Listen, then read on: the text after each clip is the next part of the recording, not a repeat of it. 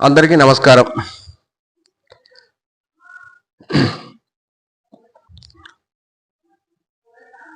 ఈరోజు సమాచార హక్కు చట్టాన్ని ఉల్లంఘించేది ప్రభుత్వంలో ఉన్న ఉన్నతాధికారులే. ఇక్కడ భద్రాద్రి కొత్తగూడెం జిల్లాలో జిల్లా వైద్యాధికారిగా పనిచేసిన డాక్టర్ జేవిఎల్ శిరీష అవినీతికి అంతు లేదు, అక్రమాలకి చివరగా దొరకలేదు, ఎక్కడ మాకు ఇంకా కొనసాగుతూనే ఉన్నాయి.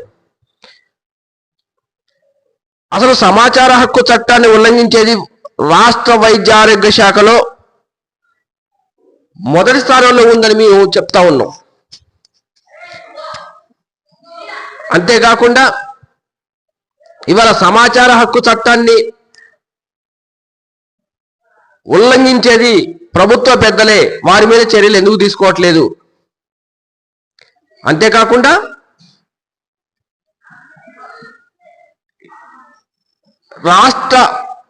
తెలంగాణ రాష్ట్ర వైద్య ఆరోగ్య శాఖలో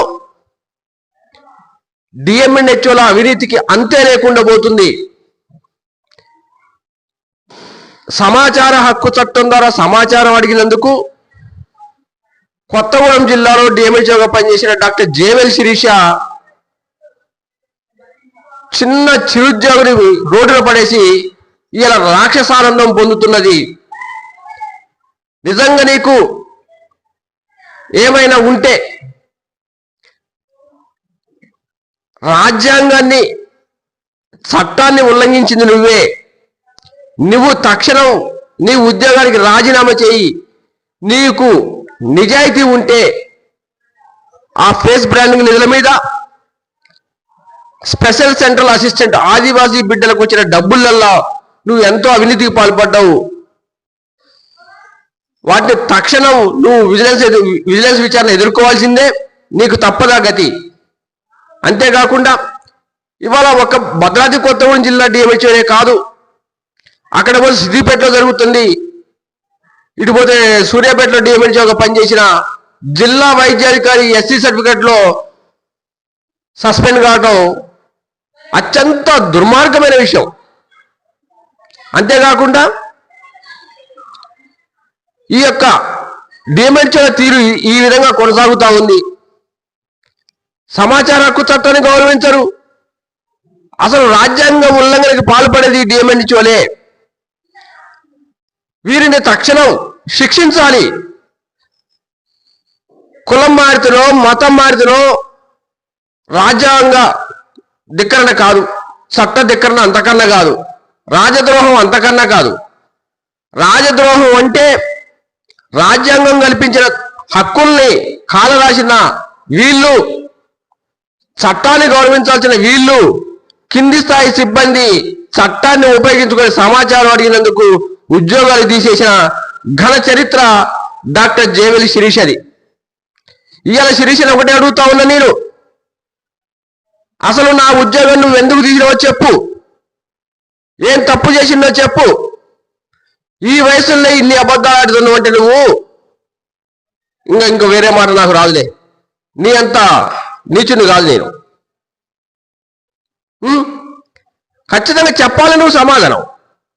నీకున్న రాజకీయ పలికబడుతోని, నీకున్న ఆర్థిక అండబలంతోని ఇలా తప్పించుకొని తిరుగుతా ఉన్నావు. నువ్వు ఎన్నాళ్ళు తప్పించుకోలేవు. కల్వకుంట కవిత లాంటిదే తప్పించుకోలేకపోయింది. నువ్వెంత నీ పక్కనున్న మత్సా శ్రీకాంత్ అనే ఒక సీనియర్ అసిస్టెంట్ దొంగ సర్టిఫికెట్లు పెట్టి ఉద్యోగం తెచ్చుకున్న వ్యక్తిని నువ్వు నమ్మినవు, నట్టేట మునిగినవు. అంతేకాకుండా నీ చుట్టూ సామాజిక వర్గాన్ని ఏర్పాటు చేసుకున్నావు.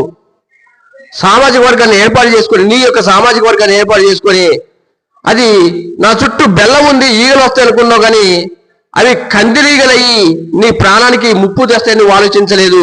ఇలా బెల్లం కాదు, అది నిప్పుల కుంపటి నువ్వు కూర్చున్నది.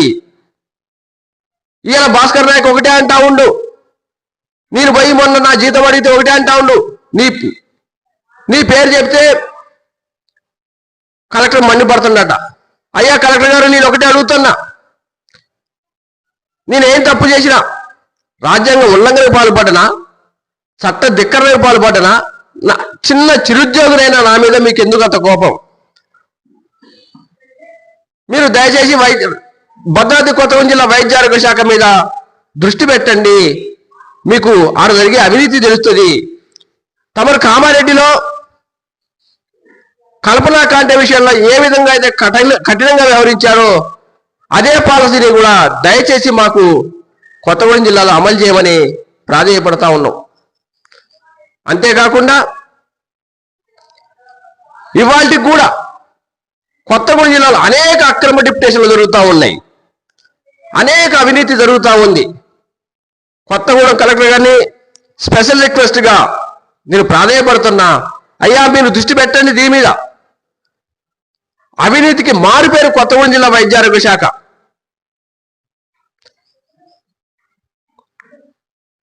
వైద్య విధాన పరిషత్తులో ఉండవలసిన ఒక స్టాఫ్ నర్సు అసలు డిఎంహెచ్ఓ ఆఫీస్కి సంబంధం లేని స్టాఫ్ నర్సు ఇలా కొత్తగూడెం వైద్య డిఎంహెచ్ఓ ఆఫీసులో ఉండదంటే ఏమర్థమో మీరే చేసుకోండి. ఒక స్టాఫ్ నర్సు ఉండాల్సింది హాస్పిటల్లో కదా, ఎందుకు ఈ విధంగా చేస్తున్నారో అర్థం కావటం లేదు. ఆ స్టాఫ్ నర్సు వల్ల ఆఫీసులో వివిధ రకాలైన గొడవలు, ప్రశాంతత లేకుండా పోయింది. దయచేసి దీని మీద కలెక్టర్ గారు దృష్టి పెట్టాలి, దృష్టి పెట్టి అందరికీ తగిన న్యాయం చేయాలి అని కోరుకుంటూ అందరికీ నమస్కారాలు తెలియజేస్తూ ముగిస్తున్నా.